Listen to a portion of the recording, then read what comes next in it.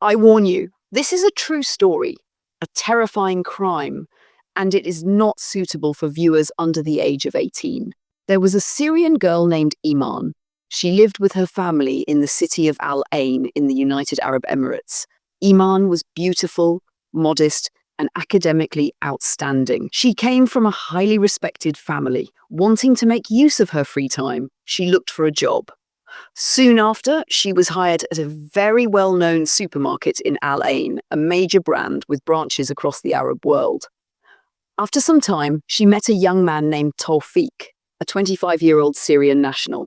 He lived with his family in Al Ain, not far from where Iman lived. Tawfiq worked for a concrete and construction company. He noticed Iman after seeing her several times, and slowly his interest grew. He followed her until he learned where she lived. One day, he finally approached her. He told her he admired her, that his intentions were honorable, and that he was looking for a wife. Iman did not reject him, but she had one clear condition. If he was serious, he must formally propose to her family, and he did. Tawfiq took his parents and went to Iman's family to officially ask for her hand in marriage. They met him, spoke with him, and got to know him. They found him to be a working man, self-reliant, from a respectable Syrian family, living with his parents and sisters, and lacking nothing. Iman's family did not object. But there was one issue. Iman was still young. She was only around 21 years old. According to their customs, they preferred a formal engagement first, a period of time before marriage, time to prepare everything, housing, arrangements, and responsibilities. They requested that this engagement last no less than 1 full year. The engagement took place, but it was not a marriage contract, it was only a formal engagement. Iman officially became his fiancée. They stayed in contact. Tawfiq visited her family's home. Her parents asked about him and slowly got to know him better. 1 month passed, then 2, then 3, and that's when things began to change. Iman started to notice something disturbing. Little by little, she discovered the bad traits in Tawfiq's personality. He was his parents' only son, the eldest child, surrounded by sisters. Since childhood, no one ever said no to him. So when he was rejected, even by a single word, he would become angry. Over time, this side of him became clearer, and who did it appear on? Iman. He began to argue with her, to get angry over small things, to hurt her with his words. Slowly, he pushed further. Iman was not used to this behavior. She tried to be patient, she tried to endure, but she soon realized the truth. This man was hot-tempered by nature, and she did not accept this kind of character. So she went to her parents. She said, "My mother, my father, I don't want this man. I'm afraid of him. He gets angry over everything. His temper is extreme. I am not comfortable, and I want to end this engagement." Tawfiq was informed. He was told, "Tawfiq, the girl does not want to continue." This was an engagement. Its purpose was for both sides to get to know each other, and if there is no compatibility, each person goes their own way. Tawfiq responded, "Maybe you misunderstood me. I apologize for what I did." He was told, "In the end, the decision belongs to the girl. We cannot force her. We gave you an engagement period so you could accept each other, but she believes you are not compatible, and that is why she refuses." Tawfiq said, "That's fine, I'll convince her." They replied, "That's up to you." So Tawfiq took his parents and returned to Iman's family, hoping to soften the situation, hoping she might change her mind, but Iman spoke quietly and firmly, "I've made my decision." Everyone was present, her father, her mother, her brother. Tawfiq's mother began to justify her son's behavior. She said his temper was simple, that it could be tolerated, that things would improve with time. She told Iman, "No matter what, he is your future husband." But Iman's brother responded, "You may tolerate his temper. We do not. He is aggressive, and he does not consider the girl's feelings." Tawfiq was then told, "If the girl says yes, you are welcome, and if she says no, then it is over." Tawfiq asked, "Is this your final decision?" They replied, "Yes." He said, "Then return the gifts I gave you." And that was the moment. The other side of Tawfiq appeared, a face that could not take responsibility, a face that did not understand the situation, a face that could not handle conflict or control itself. But Tawfiq finally realized it was over, and instead of stepping back, he crossed a dangerous line. 2 or 3 days later, when things seemed to calm down, he began calling Iman again. She did not answer. He went to her workplace. She refused to see him. Then the threats began. If you don't come back to me, you're free. But I will kill myself, he told her. I will never leave you. I love you. Again and again, he kept trying. He went back to her family. They told him, it's over. Look for another girl. There are many people in this world, and this girl does not want you. For a long time, he continued trying to pull Iman back, but her decision was final. Iman was serious. She knew exactly what she wanted.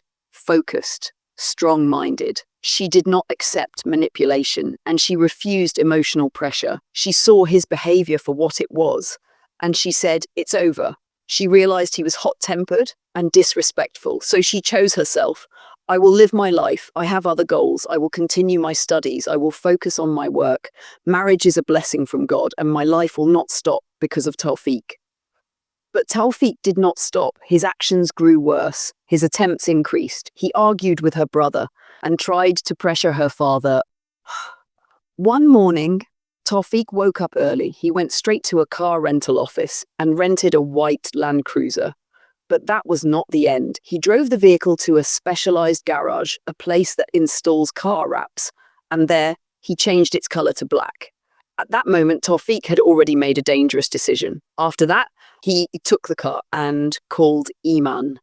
At the same time, Iman was leaving her home. It was always around 9 in the morning. She was on her way to work at the mall, where she worked at the large supermarket. She had no idea that this ordinary morning was about to turn into a nightmare. He called her and said, listen to me, Iman. I just want to see you. To end this once and for all, I promise you, this will be our last conversation, our last meeting. I won't bother you again, and I won't hurt you. Just listen to a few words. What do you have to lose? Wouldn't it be better to finally be free of my pressure? She asked him. What do you want? He replied, I just want to see you, to talk for a minute or two. If you like what I say, fine. If not, each of us goes their own way, and I will never bother you again. Inside, Iman wanted one thing, to end this, to be done with his persistence. Her father had warned her before, never speak to him without the family's knowledge. But this time, she didn't know why. She agreed. She told him, no problem. Come to my workplace. I'll get in the car for a few minutes. You say what you want to say, and I'll go back to work. And he did. He arrived at the mall. Iman came out and got into the car with him. Please don't go far. I don't have time. I need to return to work. He replied calmly, no problem. Just a few words, and we'll be back. He began to speak. Why did all of this happen between us? Why did you suddenly change? I love you. She replied, this is over. And you said you only came to say a few words, so say what you have to say. He said, I love you. I would be a servant at your feet. She said, Tawfiq, it's over between us. If you have anything else to say it. Otherwise, let's remain on good terms only, as acquaintances, as neighbors. Forget what was between us. I am not fit to be your wife, and you are not fit to be my husband. This is over. He asked, is this a final decision? No turning back? She answered, yes, no turning back. As the car moved forward, Iman said, please, turn the car around. Stay close to my workplace. He replied, no, we won't go far. It won't take long. But he accelerated. He drove straight toward a desert area in Al Ain, a place known for sand dunes, mountains, and off-road trails. Deeper into the desert he went. No people, no cars, no witnesses. Fear began to creep into her heart. Again and again she begged him, please, Tawfiq, go back. But he kept driving. He finally stopped in the middle of the desert. He turned toward her and said, Iman, I love you. And at that moment, his true intention became clear. Tawfiq planned to assault her, to force her into marriage, to trap her in a reality she could not escape. He believed that once he did this, she would have no choice but to become his wife. Then he attacked her, trying to assault her, but he did not expect Iman's reaction. She fought back, fiercely, defending her honor with everything she had. She struck him with all her strength. Although he was physically stronger, Iman resisted with courage while he tried to overpower her. As he attempted to tear her clothes, she refused to surrender. Her eyes caught a perfume bottle inside the car. She grabbed it and struck him on the head. The blow left him wounded. Cuts and bruises spread across his face, his shoulders, and his hands, and the struggle continued.